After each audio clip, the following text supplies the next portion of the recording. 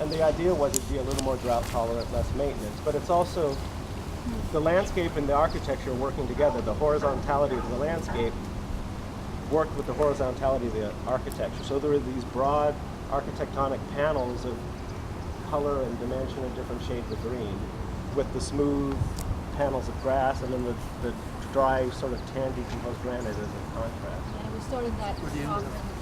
I live in court number 8, which is at the end of this next green that we're going to become. But another, so because it's such a huge site, he developed sort of an overall philosophy of plant palette for the entire site, and then each individual garden court sort of had its own individual plant palette, some signature either tree or vine. So when you went by, you say, oh, that's the court with the orange flowers or something. And then, so the design team with paint colors, even roof colors, every court alternated between a tan or a green roof, just to give each one a little more, break up the monotony. So. Were the residents allowed to do their own plantings at all? What, at first? Well, in the patios. Yeah, in the patio. That was about it. Patio. Really not out in front besides potted plants.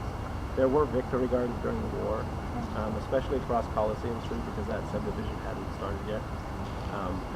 But that broke ground in about 1947, so the FHA really limited their budget for landscaping, so that drove a lot of the minimalists. And as soon as the flood in 1963 cleared out a lot of this stuff, no, they did. The war broke out when they were doing